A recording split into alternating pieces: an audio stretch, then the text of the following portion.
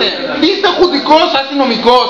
Μια παράσταση διαμαρτυρία στο Δημοτικό Συμβούλιο των Πολιτών για δημόσιο νερό δεν μπορεί να γίνει. Αυτό μας λέτε. Αυτό μας λέτε. Ποιο προστατεύεται από ποιον δηλαδή, ποιο είναι το έργο σας τώρα? Δεν μπορώ να καταλάβω. Σκόμπρα είναι. Εγώ σας παρακαλώ πάρα πολύ. Μια παράσταση διαμαρτυρία των πολιτών για το νερό. Μια παράσταση διαμαρτυρία δεν μπορεί να γίνει τίποτε.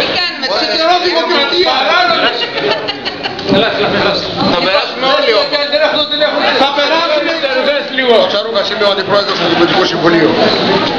Δεν υπήρξε καμία άρνηση του Προέδρου του Δημοτικού Συμβουλίου να δεχτεί τους εκπροσώπους, τους νομίμους εκπρόσωπους, οι οποίοι είναι εκλεγμένοι από όλους εσάς τους εργαζόμενους, να κουβεντιάσει κατευθείαν το θέμα και...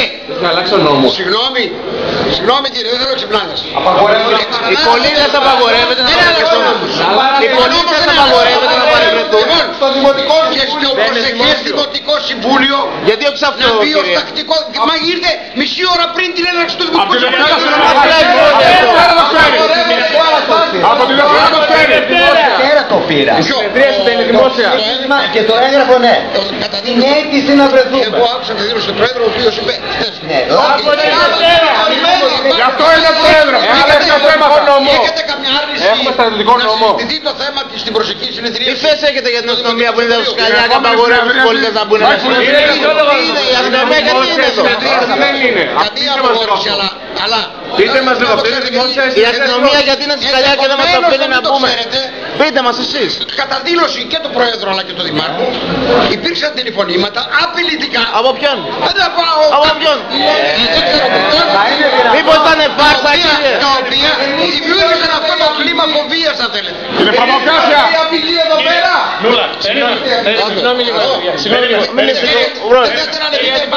Κύριε Αντιπρόεδρε. Όλοι οι πολίτες επιτρέπεται να ανέβουν επάνω. Αν τη μέρα που θα είναι το τακτικό συμβούλιο ξαναπάρει κάποιος τηλέφωνο, τι θα γίνει πάλι αυτό, θα έχουμε δηλαδή? Όχι. Πώς θα γίνει δηλαδή τότε? Άμα έχει πολιτεία, αυτό θα κάνουμε. Αυτό ήταν το απειλητικό τηλεφωνό του Σκόδρα και όλων των προϊσταμένων.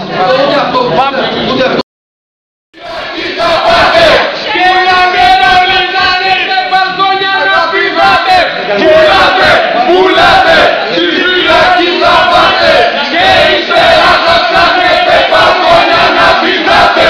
Πουλάτε τα λιμάνια, πουλάτε το νερό, σε λίγο θα πουλήσουνε το πύργο το λευκό. Πουλάτε τα λιμάνια, πουλάτε το νερό, σε λίγο θα πουλήσουνε το πύργο το λευκό. Από ό,τι φαίνεται δεν πρόκειται κανείς μας να ανέβει πάνω, έχουν αποχωρήσει κάποιες παρατάξεις αντιπολίτευσης. Δεν νομίζω ότι υπάρχει λόγος πλέον να καθόμαστε εδώ πέρα, γιατί όσο καθόμαστε το Δημοτικό Συμβούλιο θα τραβάει εις μάκρος και δεν τους βλέπω να φεύγουν. Και άμα να φύγουν, θα φύγουν από την πίσω πόρτα που είναι μαζεμένες οι δυνάμεις των ΜΑΤ από εκεί πέρα για να τους πειράξουν.